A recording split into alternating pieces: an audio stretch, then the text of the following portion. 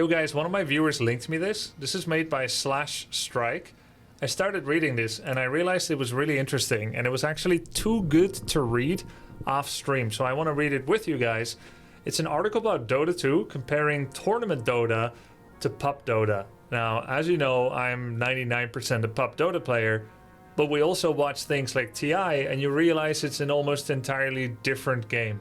So how is it different and what are the best habits inside pub Dota, and how is it different, of course, from pro Dota? And what are the habits not to follow from pro Dota? This is written by Slash Strike, and I'm gonna go ahead and link you guys this article.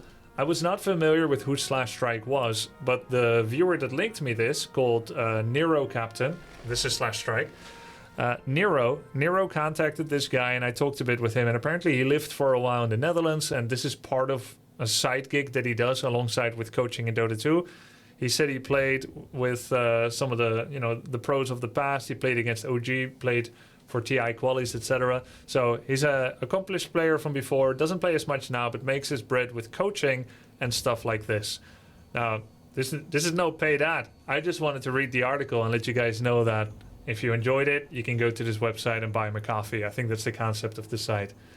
Supported optional. Basically, same business model for the most part that Twitch used to operate, even though it's going more to ads now. It's an interesting article. Let's go and read it together. So, here we go. Pro versus pub Dota 2, not just different, they are opposites. We're all playing the same game, and while regular players can usually appreciate that professional players are much better than them, they cannot grasp the full extent of this difference. The games that you are playing and the games that professional players are playing are not just different in many ways, they're polar opposites of each other. This article will delve into these differences and how you can use this knowledge to improve and start winning more of your solo queue games, which is great. I want to do that too. We'll be looking at the 4 topics where this difference is most prevalent, with each topic being divided into the following 2 parts, theory and practice. So what are the differences between pubs and pro games when it comes to a certain topic, and how does this difference affect your pub games?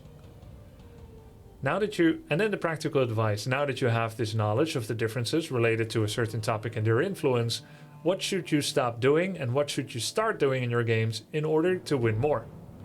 So first of all, we're going to be talking about game design. The game is mostly balanced around the competitive level. There have been some instances of heroes running rampant in pubs and getting nerfed, despite being virtually untouched in pro games. But for the most part, it's the tournament gameplay that sets the standard and is used to judge what is too strong or too weak.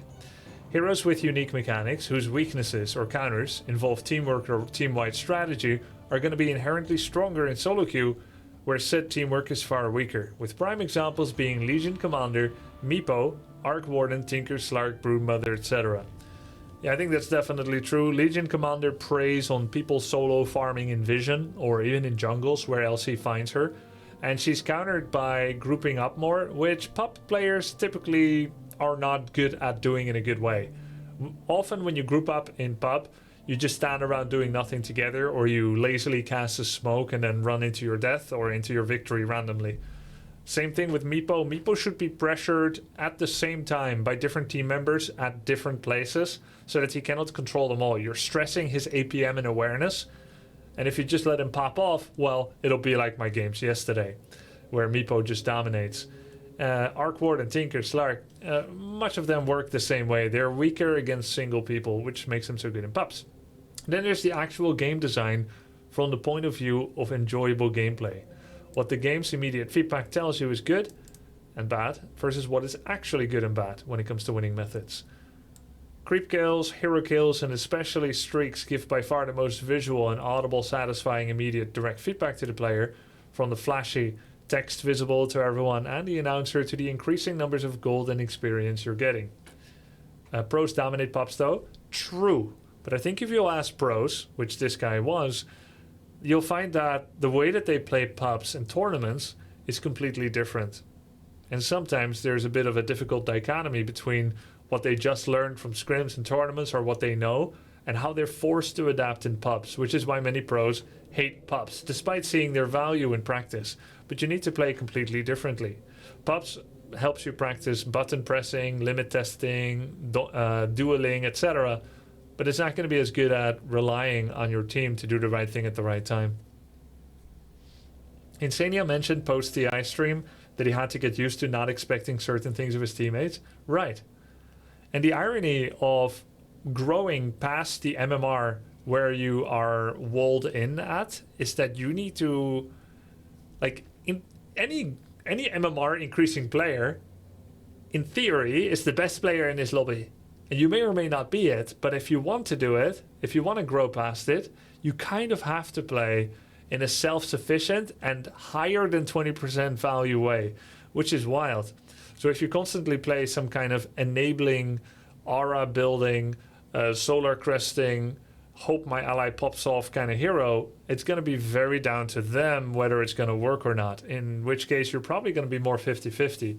But if you play, let's say, a support that can also murder someone, you're going to probably have more success if you're doing good at it and still making good general decisions. Dying gives incredible amount of negative feedback, from the gold loss to literally getting timed out, aka you can't play because you're dead, right? And then being repositioned in your fountain far from the action. It's no wonder everyone enjoys getting a lot of kills, not dying, reaching high numbers in hero and creep kills, in gold, and gaining levels and talents, many items. And yet very often situations arise where standing still and hiding in the trees might be the best possible play, despite also being a play that yields zero positive game feedback. A fun fact, there was a short period in Heroes of the Storm where Blizzard implemented performance-based matchmaking, which actually looked at these things and rewarded them with more MMR if you win and less MMR punishment if you lose. It made everyone full egoisto mode in a MOBA that was essentially built around teamwork. Standing still, hiding in the trees is the best tank play that you can make. The best initiator play that you can make in Heroes of the Storm oftentimes. But it was found that this didn't give you a lot of performance-based matchmaking MMR increase. So people stopped doing that, and instead they played in vision as a tank, as an anchor, and ended up, you end up getting better performance, but you lose the game, so you still lose MMR. Less MMR because you got a lot of creep kills, but the behavior isn't as effective as what a pro tank would do, which was kind of wild. I thought it was really funny for stream, but it wasn't a system that worked well in HUDs. It was not good for HUDs, so they removed it. In the same way, there are situations where farming creeps might be one of the worst plays, despite the player receiving tons of positive game feedback, increasing numbers popping up, coin sound, etc. Yeah, I think this is all really true so far. Depending on your role, even dying is often a correct play, despite the immense negative feedback the game, and sometimes your teammates, might give you. Getting a streak and several kills in a row is probably the most positive feedback you can get from the game, without necessarily leading to increased chances of winning, and sometimes even decreased chances of winning. Building up a kill streak that you're bound to feed away later, getting kills on the wrong heroes, diving for kills instead of taking objectives, etc. Conversely, taking objectives has a far more guaranteed positive impact on your chances of winning, but until the 24th of March 2016, it didn't even show up in the event log as something actively done by a player, but rather a passive event. The activity log would print the message, "The dire barracks have fallen." Practical advice. So first of all, when it comes to cheesy heroes, accept that the lack of teamwork from your team will make it hard to deal with them unless you understand them well. Chances are that Arc Warden, Meepo Tinker will never become your favorite heroes to play against, but if you want to stop struggling against them, playing them for 2 or 3 games will go a long way towards helping you understand how to counter them. Secondly, regarding the game's feedback, that is something you must learn to ignore. Whether you're playing Windranger mid, or when you're playing Windranger mid, don't just keep going for kills on the enemy support over and over. Ask yourself, is using Focus Fire on the enemy 0-4 Warlock to make him go 0-5 really going to affect how the game will change, like how the game will play out? Because at the end of the day, you don't have to be an Immortal player to figure out Warlock will cast his spells and then he dies and it's okay, right? He's going to cast Fatal Bonds and Chaotic Offering, and it doesn't really matter how many items he has. Once he casts those, it's done. So if you kill him, it's kind of like whatever. Once his main spells are maxed out, it doesn't matter that much whether you slowed him down. You'd rather be slowing down someone else. So next time you're in this situation, if your main objective is to win the game and not just enjoy being a godlike star with the sickest skill streak, You're gonna do whatever it takes to lead to the best chances of making that happen. Getting an observer ward and smoking yourself because and getting a smoke by yourself because your supports won't do it. Making sure you have enough mana saved up to be aggressive. Rotating to focus fire the enemy offlaner who's having a 3-0 kill streak. Being okay giving your carry the kill even though he's 0-2. These are all hypothetical situations, but they're solid examples of actions that may feel bad. Wasting money on support items even though you're a core. Wasting time rotating, missing out on creeps. Not taking the kill, gasp. But depending on the game may ultimately lead to a much higher chance of winning than the actions that in the moment feel good. Isn't this guy's overcomplicating it a bit? If you're better, then yeah, you don't need to hear it. But I think they're nice reminders. I love reading Dota 2 articles.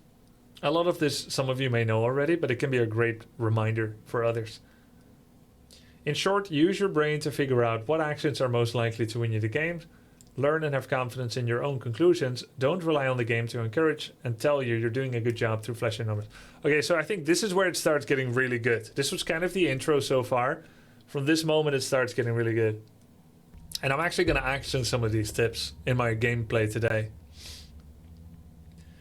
Playing on a semi-professional team with someone means you trust them. It doesn't mean you turn off your brain and blindly follow every word you're told, but you give your allies the benefit of the doubt, and you're not afraid to follow their plans, even if it may not be the first thing you thought of. Some plans and moves work out, some don't, and at the end of the game you can discuss what went wrong, why, and improve for your next game together. In order for a team to work well, all 5 players need to feel like they're on the same level. And I think that's especially true for respect, partially for playing level as well. And like thinking level, it has many meanings. Compare this to pubs. Nearly every single player feels like they are better than the people they get matched with, and that they deserve a higher rating. Regardless of how exactly you feel about your teammates, chances are that they consider you a worse player and therefore will not have full trust in your calls, or will have a fake defeatist kind of trust that evaporates and leads the way to forfeiting and accusations as soon as anything goes slightly wrong. Now we're getting somewhere. Now that I agree with, says Anthrax Virus 420. Nice name, by the way, buddy. I don't think it is the truth. Yeah, I never heard that before. Yeah, this is all quite true. On a team, you can and should specialize and focus on some specific tasks in the game, trusting that your team will take care of the rest. For example, focusing on disabling the enemy and boosting your team's survivability, trusting that your carry will end up dealing the necessary damage. It's a good idea to rely on your team as much as possible, since this is the superior strategy in competitive and professional team versus team Dota. So what happens if you try this in your solo queue matches? It'll work in some games where your carry is on the same page and doing well, but then in many other games it'll just be a guaranteed loss when your carry is having a bad day, trying a new hero, and isn't actually a carry player, etc. That is why you should try to take care of as many tasks as possible by yourself and rely on your team as little as possible in solo matchmaking if you want to maximize your win rate. This is where we go into the egoisto direction. Practical advice. Picture these lineups. Okay, we have Ancient Apparition, Ogre Mage, Necrophos, Windranger, Luna. And then against Disruptor, Pakna, Earthshaker, Invoker, Faceless. So Faceless is a goated late game carry. Luna is a momentum carry. Necrophos can either play momentum or scale pretty well. And there is a natural vessel buyer in Invoker, so he can throttle Necrophos' power a bit. Windranger will need Nullifier to deal with Pakna, otherwise can save anyone. We've got some squishy damage dealers against Faceless. We don't have like a Wraith King, so Chronosphere is quite a risk. Ogre and AA cannot save anyone from Faceless. Disruptor. Yeah, overall I think this is like, maybe the bottom team is a little better, but the top team could have momentum. Like Luna gets Bloodlust. There's not a very obvious AA Windranger kill combination. It's just like her going around finding someone and then hoping that the ball hits and the shackle shot hits. Ogre has a reliable stun, so maybe Wind Ranger Ogre go around together, and then AA hits blue ball on it. That leads to some pickoffs. Luna completes farming, and then you push, and then you try to win. Looking at like targeting a 18 to 28 minute win, I would say.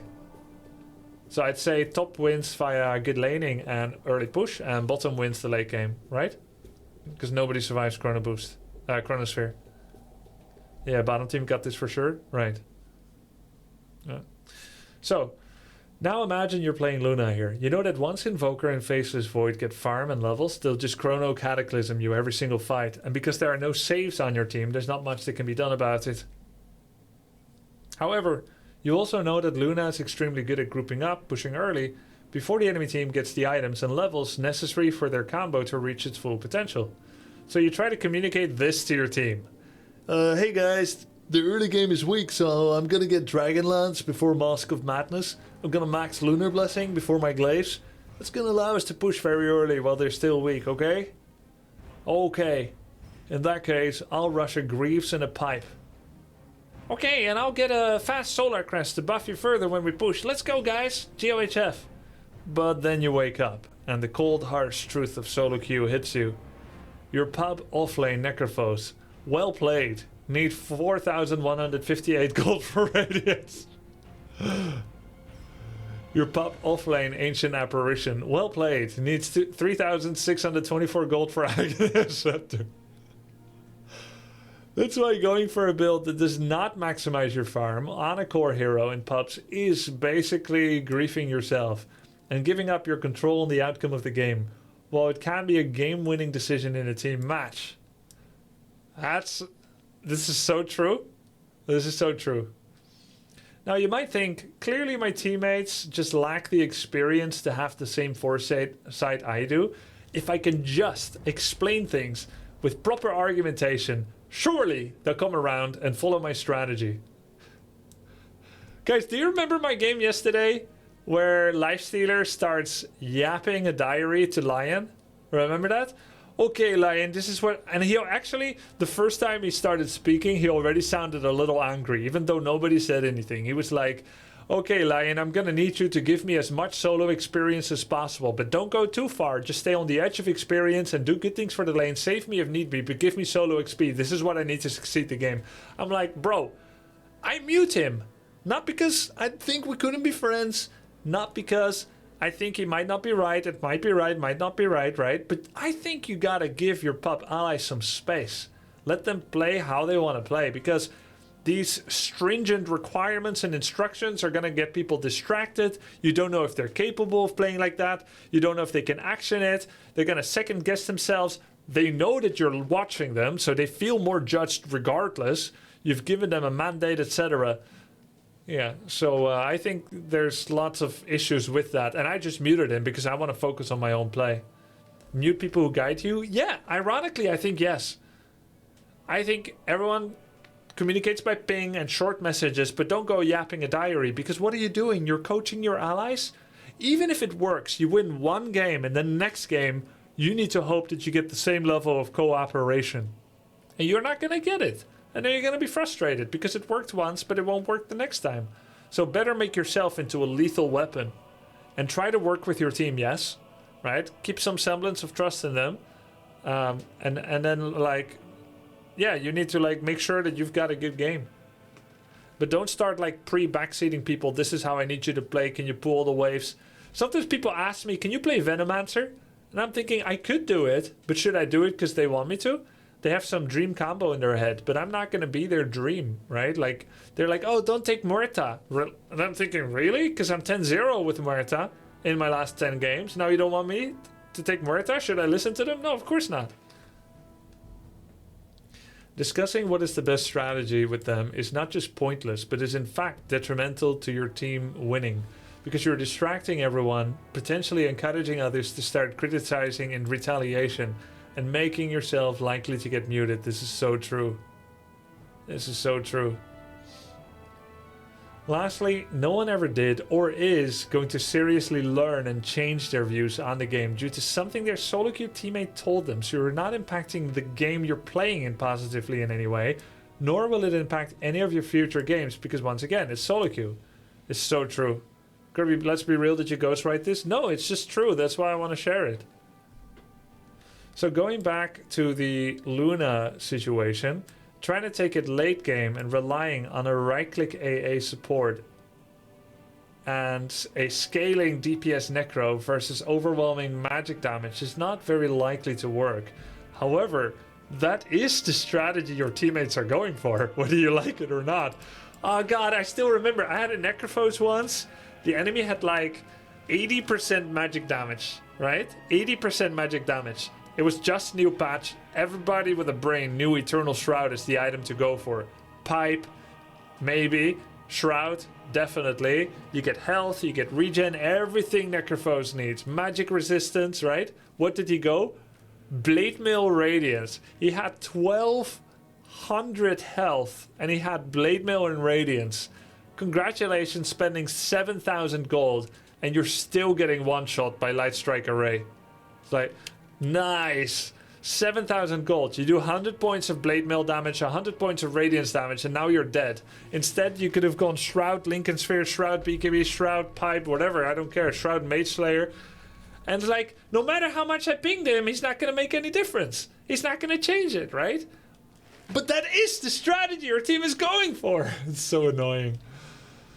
Oh, man. Therefore, once you find yourself in that situation, your only choice is to go with it. If you try to go against it and you're rushing your Dragon Lance and you're maxing Lunar Blessing and you're hitting towers, you're just gonna die on your own. I still remember once when I was Guardian, I was Sniper. I had double damage.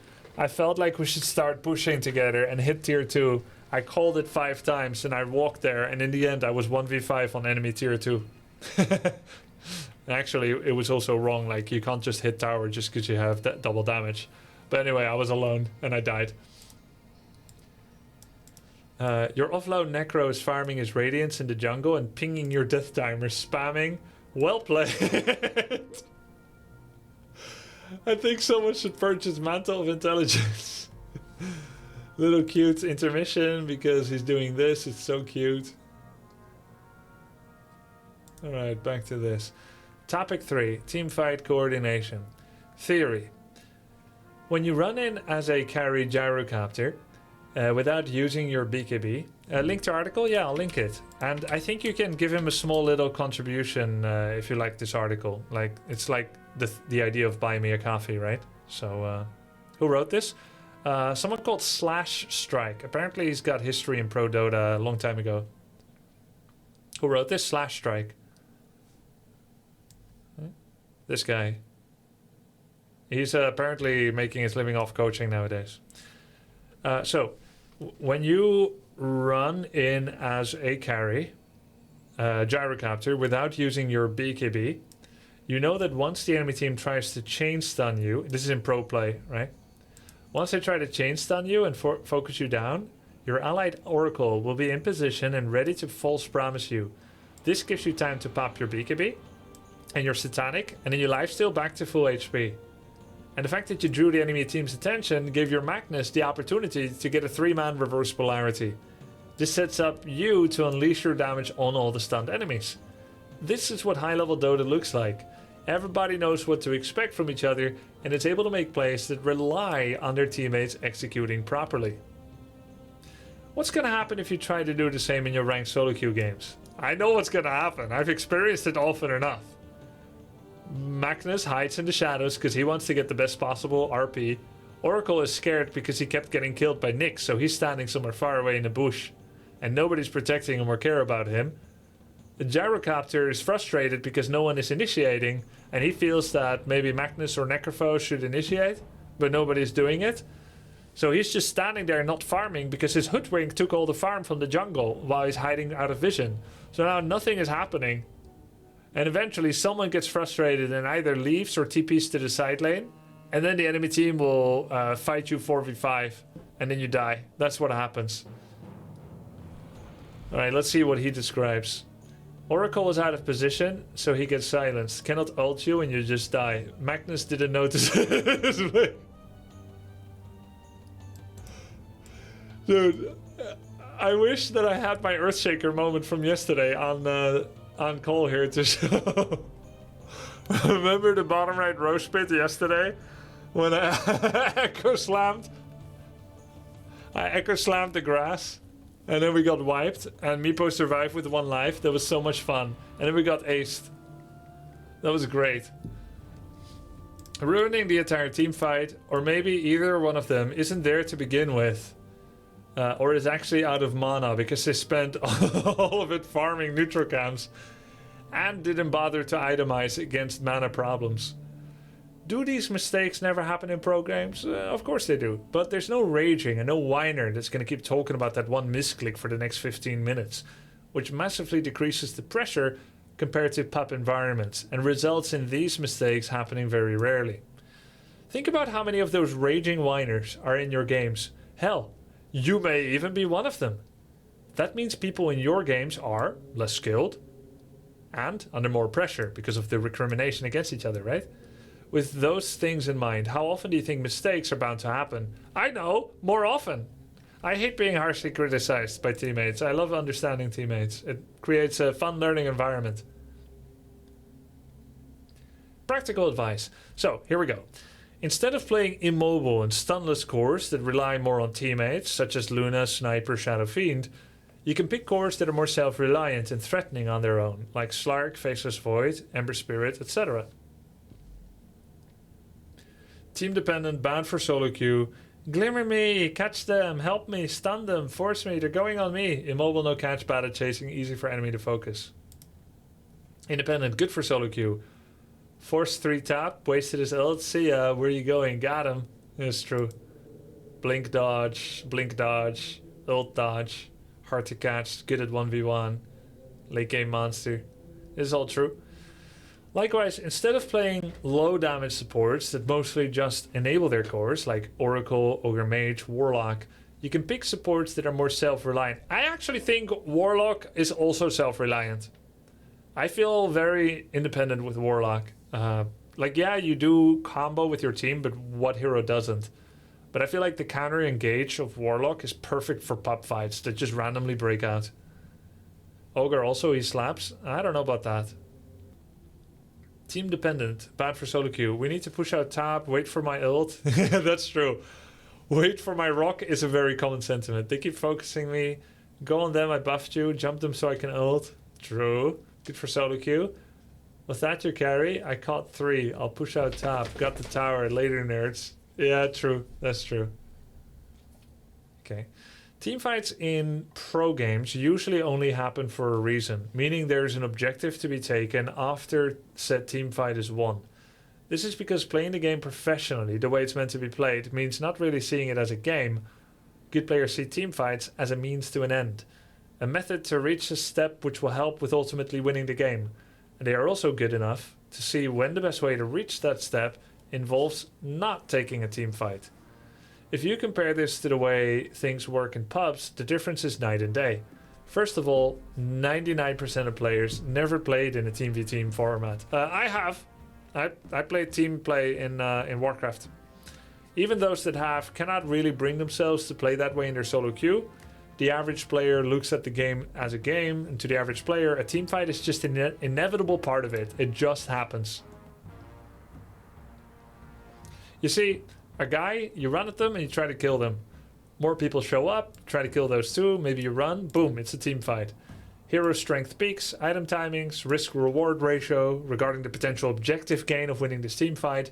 Should we be taking this team fight at all? All these thoughts fly out the window the moment people start fighting an enemy hero, if those thoughts were even there to begin with. True. You see a Nyx, you jump them no matter what.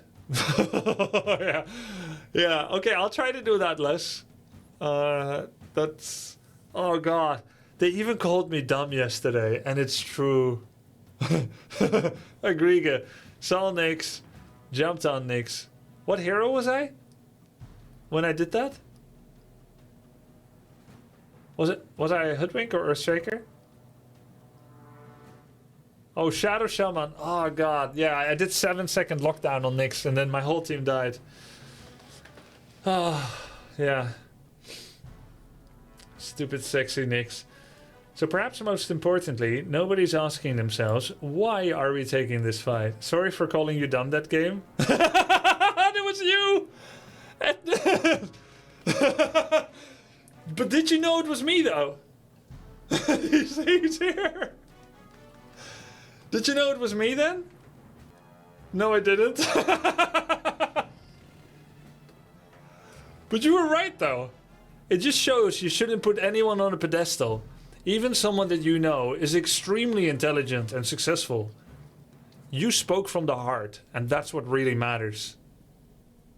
But anyway, fuck you. How do you pronounce that? Pronounce what? True. Why are we taking this fight? So, if you ask all five players individually, all 5 of them will say, well, I saw my team going for it, so I had to join or would get flamed. I have no cap, hand to God. For real. I've said this before, and then chat pointed out that actually I started it, and I said no, and then I watched the replay, and I realized it was fucking true. I started it. So yeah, I think everyone thinks someone else started it. The chaotic nature of teamfight occurrence. Nature of teamfight occurrence and the lack of understanding is how they are decided in pubs also shows in the actual execution of the teamfights themselves. Literally happened yesterday. Yeah, probably. What's the link to this guide? Yeah, I'll link it to you. Teamfights in pro games are generally quite predictable. When Team A hits a strong timing, B will generally look to avoid them. So Team A will force objectives, and then B will not contest those, and they'll instead look to split push and get more farm out of the map so they can hit their own timing. What decides teamfights in pubs is generally completely illogical and unrelated to strategy. Missed spells, passive BKBs, focusing different targets. Oh god, just yesterday, oh god. Yesterday, near the Radiant offlane tower, I went for Avenge, and then my carry went for their mid, and we started going like this, and before you knew it, we were 2 screens away. And we all died. Everyone was 1, and we didn't kill anyone. And then we all blamed each other for not going in the same target. So funny. This sometimes also makes pro Dota more boring, to be honest, because everyone knows when to fight and not to fight. But I think I will watch pro Dota with a better lens now. Dying without managing to use anything, fighting while 300 gold away from major items. Frontliners lagging behind while backliners charge forward. Tunnel vision on the first visible enemy, resulting in the team clumped up so badly it makes you wonder whether there was a Darkseer in the game. 300 gaze from being Radiant. Nice. So, practical advice for pubs. Holy shit, does this article author realize he's basically accidentally determining why MOBAs are bad game experiences at their core because having fun leads to losing, best strats are not fun? The author doesn't play Dota anymore much, he said to me on Discord. Oma Hunek. Because after I started reading this, he actually DM'd me because the person that told me about this article also knew the guy and went to his Discord. So he's like matchmaking us. He said he doesn't play anymore, but he still likes coaching people. And apparently still helps people or they wouldn't be getting it. Avoid forcing 5-on-5 team fights unless you have the numbers advantage. Well, how can you have the numbers advantage in a 5-on-5? This can be achieved mainly in 2 ways, with method 2 being easier. Method 1, get the Aegis. Seriously, the majority of players seem to be allergic to Roshan and never ever do it, while it's an integral part of the game in higher level Dota. Once you've got the slight advantage, win a fight nearby or just have good heroes at taking Roshan early, this is in your control, you can grab the Aegis and create a 6v5. But you may be thinking, my teammates are so bad, they don't even know how to use the second life properly. True, stop. What's also true, the enemy team also doesn't know how to fight around the second life. So it remains a strong advantage regardless of your bracket. Now, just yesterday, and I actually hate how much this article summarized my yesterday, which was just 1 day of suffering in years of Dota that are in my destiny. Just yesterday, we echo slammed the Meepo, and he died, and he had Aegis, and then we stood there and fuck around and find out, and then the enemy came in, Elder Titan, and he smacked Adidas to the next universe. And we all died, and we killed an Aegis, and then Meepo paused. Method 2. Force enemies to split up across the map and take fights when they are not together. You achieve this by pushing lanes. I'm much better at method 2, by the way. Achieve this by pushing lanes, applying pressure to enemy buildings, forcing enemies to teleport back and defend, backing off once they do, and potentially TPing to a fight in which you now have the numbers advantage. This was one of the first lessons Seb ever taught me when he coached me such a long time ago. Still waiting for coaching session 2. Of course, this is easier said than done, and it is a topic that deserves and perhaps will get its own entire article. He wrote this article looking at your case yesterday. Yeah. Yeah, it will be Roland Shooter. Still, even being aware of and trying to do this will already put you ahead of many players and help you win games that you wouldn't have won otherwise. So what's next? That's it. That's the article. Okay, so what did we learn from this? I am supposed to not go Hoodwink Glimmercape Force Staff, because I will be repositioning and hiding my teammate cretins that do not deserve my supporting, tender, loving care. After all, I'm a Gigachad looking to gain MMR, and they're just so much disposable tissues. One-time use and see you never again. I should be rushing Maelstrom and make sure that I've got farm for the late game. Yes, I will still do my job and do smoke and sentry and observer and calls if they'll listen to it. But I don't think I should play without buying a Maelstrom again on Hoodwink. I want to be able to transition to have good net worth and go for Desolator, Daedalus, and so on. Rapier, so that I can also kill fools. In case my carry is a pigeon, I will play with my team more than before. And this is the irony in what I'm learning here, right? I will play with my team more because I've got a lot of stubbornness and hesitation to join fights. So if I see enemy mid tower is dead and my mid tower is dead and my team is fighting mid for 3 minutes long, constantly squaring off over the river, and I feel like a stupid fight is about to break out that has no basis in logic, I am going to make sure to put myself there as a position 4 or as a warlock, because a fight could break out and I can add more value being there, saving allies and killing opponents and stealing a little bit of XP and gold, than if I were to side push a lane at that moment. In passive moments in the game, I will push side lanes, of course, right? And I'll try to like set up vision and etc, etc. But when I disagree with a fight as a carry, I think I can continue not to go and not go die and feed. But as a support, just like people like Dubu taught me and people like Ari taught me, as a support, remember what Ari kept saying? He said, one wave. You do one wave on the side lane and then you connect with team. He kept saying that and I feel like he got lost along the way. I'll be like, no, I'm just gonna, farm 6 consecutive waves on the side lane. And then when a fight breaks out, I'm not there on time, my team dies. Yes, it was a stupid fight because it started for no reason at all, right? Completely illogical. But let's not let that stubbornness remove me from what could be a better value proposition for myself in being with the team. So I will be doing Maelstrom, but maybe not stubbornly removing myself from where the action is when I could be having a bigger impact there. I try to take those lessons into my play today. Now let's go play Dota. Again, if you want to see this article for yourself, read it again, and maybe give him a little contribution. Link is in the description as well, and link is in the chat. Cheers.